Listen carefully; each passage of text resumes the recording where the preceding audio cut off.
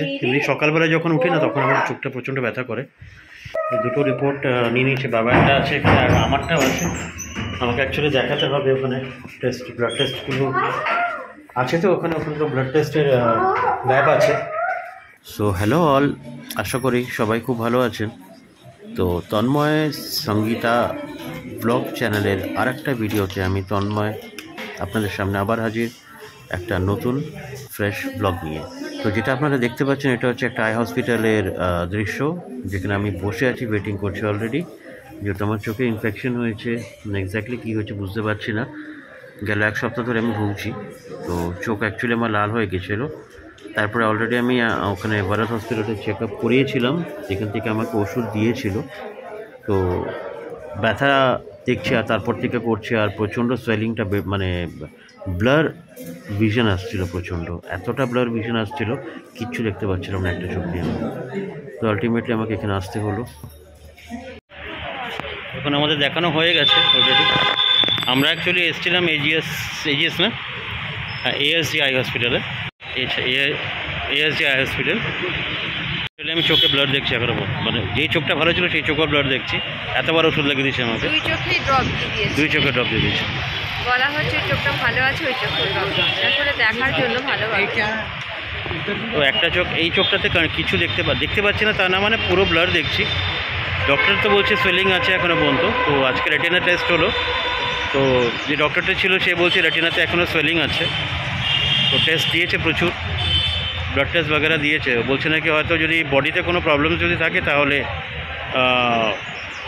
চোখে এরকম প্রবলেমস আসে অনেক সময়। তো দেখি এখন ব্লাড টেস্ট করে রিপোর্টটা আসুক। যদি রিপোর্টটা সব কিছু যদি ঠিক থাকে তাহলে তো ওই ডক্টর বললো যেই ড্রপগুলো দিচ্ছে তার জায়গায় স্টেরয়েড স্টার্ট করবে। আদারওয়াইজ ঠিক না থাকলে পরে যে রোগ থাকবে সেই হিসাবে ট্রিটমেন্টটা চালু হবে আবার। দেখা যাক কি মানে অবস্থা। আমি অফিস জয়েন করতে হবে, এদিকে চোখে দেখতে পাচ্ছি না, ঘর কাজও করতে হচ্ছে, এত ওয়ার্ক প্রেশার আছে, এদিকে ভিজিট আছে ক্লায়েন্টের। এখন বাড়ি যাবো চাটাকে। আমরা অ্যাকচুয়ালি এসে বিমাননগর বলছি, শিবাজীনগর এফসি রোডে আছে এই হসপিটালটা অনেক বড় হসপিটাল, আই হসপিটাল। ঠিক আছে, তো এখন যাব আমরা। তাই এখন চাটা খাবো, চাটা খেয়ে আমরা বাড়ি ফিরবো। কি জানি সবকিছু ওকে থাকে, আবার এতগুলো টেস্ট দিয়ে দিচ্ছে, তাই চিন্তা হয়। না ডক্টরের কথা মনে হলো না যে অন্ধ হবো, বাট অন্ধ হবো ফালতু কথা বলো না। আরে বলছি এমনি, ডক্টরের কথা ওরকম মনে হলো না। ডক্টর বললো যে সোয়েলিং আছে এখনো পর্যন্ত ভিতরে। ডক্টর তো এখন আগে থেকে বলবে না, টেস্টের রিপোর্ট দিয়ে ওটা না এলে না দেখে বলবে কি, সেটাই। তো অ্যাকচুয়ালি এক সপ্তাহ হয়ে গেল প্রবলেমটা। এর আগে আমি একটা হসপিটালে দেখিয়েছিলাম, ভারত হসপিটালে চেক আপ করেছিলাম। তো সেখান থেকে একটা ড্রপ আমাকে দিয়েছিল, বাট তার সত্ত্বেও পেনটা যাচ্ছিল না, রেডনেসটা ছিল, ব্লারটা আরও বেশি হয়ে গেছিলো, অতিরিক্ত ব্লার ছিল। মানে আপনি কি বলবো, পরে আপনাদেরকে এক্স্যাক্টলি বুঝাবো কীরকম ব্লারের কথা বলছি আমি। তো তারপরে আমার বন্ধু রঞ্জন বললো আমাকে যে এখানে চলে যা, ওখানে আমার মায়ের ট্রিটমেন্ট হয়েছে, মায়ের অপারেশন হয়েছে অ্যাকচুয়ালি এখানে। তো এখানে আসলাম, আসার পরে চেক আপ করাবো করে। তো আসার পরে তো ডক্টর তো বললো বেশি এই সোয়েলিংটা যেটা আছে অতটা সিভিয়ার না, আপনার ঠিক হয়ে যাবে, আমি ওষুধ দিয়ে দিচ্ছি 5 দিনের। তো 5 দিনও এখনও পর্যন্ত ঠিক হয়নি। তো পেন ঠিক হয়েছে, ডক্টর তো বলছিল যে সোয়েলিংটা ঠিক আছে। তাও সত্ত্বেও রেটিনা চেকের জন্য অন্য ডক্টরের কাছে পাঠালো, যে রেটিনা স্পেশালিস্ট আছে। ঠিক আছে বলেনি, সোয়েলিংটা বলেছে অনেকটা ঠিক হয়েছে, বাট তোমার তো ওষুধটা কন্টিনিউ আছে না। এরপরে রেটিনা যেটা চেক হলো ওটা তো আরও অ্যাডভান্স চেক আপ, ওটাতে ইন্টারনাল সোয়েলিংটা কিন্তু ধরা পড়েছে। ইন্টারনাল সোয়েলিং এখনও আছে, মানে যেহেতু ওষুধটা চলছে ডাক্তার মনে করছে ওই জন্যই ওপর থেকে ভিজিবলটা বন্ধ হয়ে গেছে ব্যাপারটা, কিন্তু ভেতরে যে সোয়েলিং ভাবটা এখনও রয়ে গেছে, এটা হচ্ছে ব্যাপার। মানে এক্সপেক্ট করা হয়েছিল যে 5 দিন পরে সবটা মানে ইন্টারনালি ব্যাপারটা ভালো হয়ে যাবে, কিন্তু সেটা প্রপার রেজাল্টটা না আসাতে এখন এতগুলো টেস্ট দেওয়া হয়েছে। দেখা যাক এই টেস্টের উপর ভিত্তি করে নেক্সট স্টেপটা মানে ডিসাইড করবে ডক্টররা, নাকি না বলো? তো ওইটা হচ্ছে ব্যাপার, দেখা যাক টেস্টটা করলে পরে বোঝা যাবে এক্স্যাক্টলি রিপোর্টটা কী আছে। আমি একটু মুখের কাছে এনে ফোনটা নিয়ে কথা বলছি, একটু মাইন্ড করবেন না, কেন কি না তো হেডফোন আছে আমার কাছে, না তো কোনো স্পিকার আছে, তো একটু এতটা দূরে রাখলে পরে আপনারা শুনতে পারবেন না আমাদের কথা। তো please beer with us for this. এখানটা স্কিপই করো, কারণ এমনিতেই এখানটা আসবে না। যাই হোক, এখন রাখছি, চাটা খাই ওই অপোজিট সাইডে যাবো চা খেতে। কিচ্ছু দেখতে পাচ্ছি না, পুরো ব্লার। ঠিক আছে চলো, ওই জায়গায় যাবো, গেলোবারে ওখানে চা ডোসা খেয়ে গেছিলাম বাড়িতে, আজকে একটু চাটা খাবো, ওখানকার চাটা বেশ ঠিক আছে। তখন আমরা সমোসা নিয়েছি এখানে এসে, আমার কি নেই, ঠিক নেই, আরে সব ঠিক আছে, চাপনি হলো তো ফাঁসো বা টেনশন নিচ্ছি, বলছি ঠিক আছে সব খাও খাও।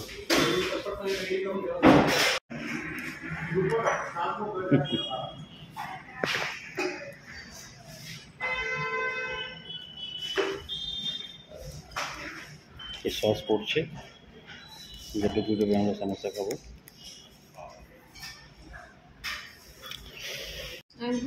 বললো তো ঠান্ডা হবে, ঠান্ডা আছে বললো তো। না না গরম নাই, ओवन আছে কোথায় তো নাই না, পুরো গরম করে দিল। আচ্ছা আরে কারেন্ট ছিল না তো।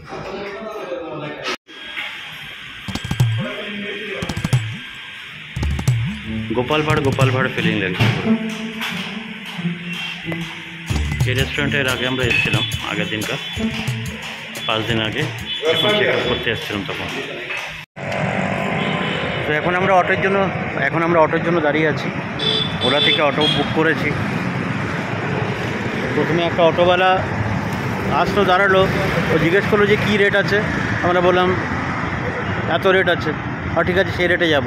হঠাৎ করে কি মনে হলো ওর, ওই রেটটা মনে কম আছে, তারপরে বলছে এই রেটে না গিয়ে গণেশ আপনারা মিটার করে নিন। আমাদের ভাই বললাম তো যে আমরা ওইটাতেই যাবো, ওলাতেই যাবো, তাহলে ওরা বুক করছিলাম, ফালতু ওর জন্য ক্যান্সেল করতে হতো। আবার বুক করলাম, এখন আবার রেটটা বেশি দেখাচ্ছে, ক্যান্সেল করে দিচ্ছি। দেখি তাহলে প্রবলেম হতো। ঠিক আছে, র্যাপিডো বুক করে যেতে হবে, তাহলে র্যাপিডোই বুক করতে হবে, ওলার এই একটা প্রবলেম আছে। তো আমরা এখন এখানে এই যে, তো ভয়েস শুনতে পাচ্ছেন কেন আমি বুঝতে পারছি না, বাকি ঘরে গিয়ে বুঝতে পারবো আরও। যাই হোক, দেখি যাই তো, মানে ওয়েট করছি এখন অটোর জন্য, অটো আসবে এখন, অটো করে আমরা বাড়ি যাব। কতক্ষণ ওয়েট করতে হবে, কত দেখাচ্ছে? তাহলে কাছে আছে। ঠিক আছে, সোমবার থেকে অফিস জয়েন করার কথা আছে, এখন অফিস যাবো, এই অবস্থাতেই স্টার্ট করবো কাজ, কিছু করার নেই, কী করবো। সোমবারের আগে আমার মনে হয় টেস্টটা করে নিলে ভালো হয় না, কালকে বেরিয়ে টেস্টটা করে নিলে ভালো হয় না? ঠিক আছে, তাই করবো। তো এখন আমরা অটোতে বসে গেছি, বেশ হাওয়া খেতে খেতে যাবো বাড়িতে। অটো করে যাওয়ার মজা হচ্ছে আলাদা, তাই না? চলুন তাহলে যাওয়া যাক বাড়ি।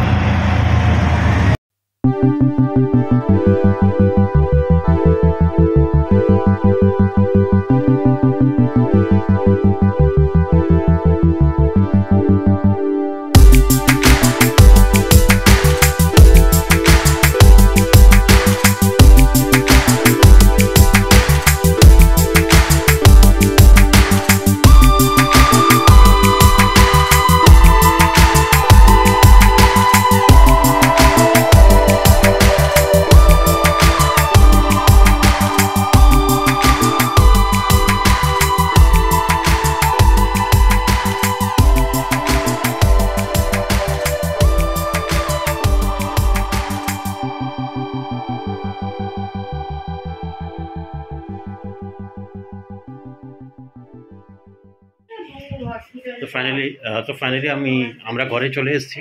দেখে ইমেজটা আগের থেকে, ভিশনটা আগের থেকে মনে হচ্ছে একটু ঠিক আছে।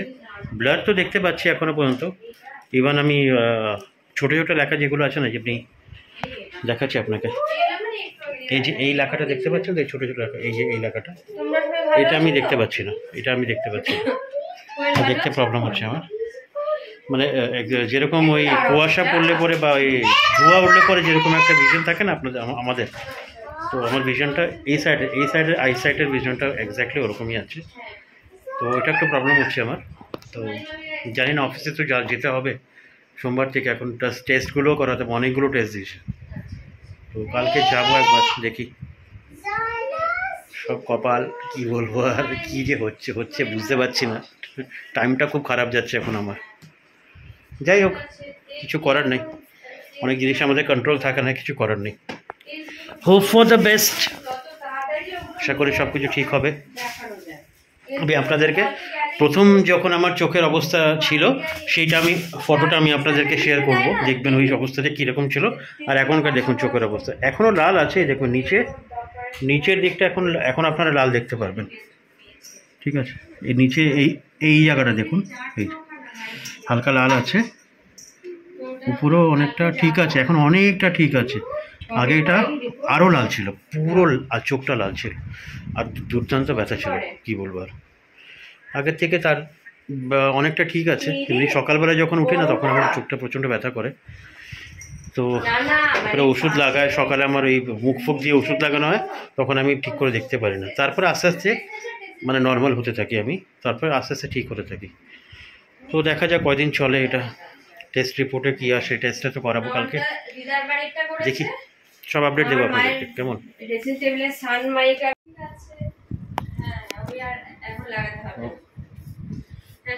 বাবাই ওকে রেখে দিয়ে গেছিলাম আমরা, স্বপ্নাদের বাড়িতে রেখে দিয়ে গেছিলাম। তো বাবাইকে স্বপ্নাদের বাড়িতে রেখে দিয়ে গেছিলাম, ওকে নিয়ে যাওয়াটা একটু প্রবলেম্যাটিক ছিল, আর ঘুমালেই বেটার ছিল, বাট ঘুমাবে না জানতাম ভালো করে, বাট এসে জানতে পারলাম নাকি স্বপ্নারা ঘুম পাড়িয়েছিল, মানে আন্টি ঘুম পাড়িয়েছিল ওকে। তো ভালো, আর এখন আবার যেতে হবে হসপিটালে, এখন এবারে বাবুকে নিয়ে যেতে হবে। বাবুর এখানে এই জায়গাটা ফুলে গেছে পুরো, জানি না কেন, মনে হচ্ছে ঠান্ডা লেগেছে, সকাল দিক দিয়ে ওরকম বলছিল, ফুলে গেছিলো জায়গাটা, টনসিল ফুলেছে কিনা জানি না। তো ডক্টর দেখিয়ে আসি আবার গিয়ে, এই রিসেন্টলি আছে, এই মাসে এটা মনে হয় 3rd টাইম যাবো আবার ডক্টরের কাছে। তো কী বলবো, আর কিচ্ছু বলার নেই, আর যাই এখন ডাক্তার দেখিয়ে আসি। নাম দেখানো হয়ে গেছে, তো এখন ডক্টরও এসে গেছে। ওদেরকে বলেছিলাম একটু পারলে একটু হসপিটালে মানে রিসেপশনে ফোন করেছিলাম, বলেছিলাম যে প্লিজ একটু জানাতে, কেন কি 8:30 নাগাদ পিডিয়াট্রিক ডক্টর আসে, পিডিয়াট্রিশে। তো ডক্টর চলে এসছে, আর এখন যাবো আমরা বাবাকে ডাক্তার দেখাতে, দেখি কি বলে ডাক্তার। কেন তো ঠান্ডা লাগছে বাবারকে জানি, বুঝতে পারছি না। তো এখন যাচ্ছি আমরা, বেরোচ্ছি বাবাকে দেখাতে। আর দুটো রিপোর্ট নিয়ে নিয়েছি, বাবারটা আছে এখানে আর আমারটাও আছে। আমাকে অ্যাকচুয়ালি দেখাতে হবে ওখানে, ব্লাড টেস্টগুলো আছে তো ওখানে তো ব্লাড টেস্টের ল্যাব আছে, ল্যাবে আমি দেখাবো যে কী কী টেস্ট ওখানে হয়। বাকি টেস্টটা যদি অন্য কোথাও হয় তো সেখানে টেস্টগুলো করিয়ে নেবো। সেই ফাঁকে এক কাজে 2 কাজ হয়ে যাবে, বাবুকে দেখানো যাবে আর আমার টেস্টের এটাও কাজও হয়ে যাবে। যাই দেখি আসে একবার কী খবর ওখানকার, ঠিক আছে। তো ঘরে চলে এসেছি আবার, এবারে ফাইনালি ঘরে চলে এসেছি, আর যাবো না। তো কী বলবো, আর বাবার চেক আপ করা হলো, তোর ডক্টর বললো মামস হয়েছে। তো মানে টেনশনের কোনো কারণ নেই, আমি অ্যাকচুয়ালি একটু বেশি ভয় পেয়ে গেছিলাম। আমরা ভাবলাম যে কী জানি কী হয়ে গেছে, এখানে কি কানের এই জায়গাটা করে বাবুর বলছে ব্যথা করছিল, সকাল দিকেও এই জায়গাটা ব্যথা করছিল। তো তারপরে আবার ঠিক হয়ে গেছিলো। আবার আজকে যখন আমি ডাক্তার দেখিয়ে এসেছি, আসার পরে তারপরে বাবু আবার বলছে এই জায়গাটা ব্যথা করছে। তো ভয় লেগে যায় না, যদিও আমাকে কানের ব্যাপার আছে, অলরেডি ওর বেড়াফেরা টেস্ট করে দিয়েছিলাম যখন বাবু হয়েছিল। তো যাক ফাইনালি অত ভয়ের কিছু নাই, ডাক্তার বললো যে মামস হয়েছে, এমনি ভয়ের কোনো কারণ নেই, যেহেতু স্কুলে ছড়াচ্ছে বাচ্চাদের, তো তার জন্যই ওর হয়েছে। তো যাক ওষুধ দিয়েছে, ওষুধ নিয়ে এসেছি, তো ওষুধ টাইমলি দেবো ওকে। আর আমারটাতে চলছে, আমি অলরেডি এই ফাঁকে আমি নিজে টেস্টও করিয়ে এসেছি। কালকে হয়তো ম্যাক্সিমাম টেস্ট কালকে পেয়ে যাবো। এক্সরে রিপোর্ট দিয়েছিল একটা, ওইটা হয়ে গেছে। আর বাকি যে ব্লাড টেস্টটা আছে ওটা আমি কালকে করাতে যাব, খাবার আগে আর খাবার পরে যে ব্লাড টেস্টটা থাকে সেটা। তো ওটা হয়তো দুপুরবেলা মোস্ট প্রবলি পাবো। আর একটা এটা দিয়েছে, এটা হয়তো অনেকজন জানে কী টেস্ট এটা, ঠিক আছে এটা বলবো না কী করবো বলে আর কী বলবো, যাই হোক।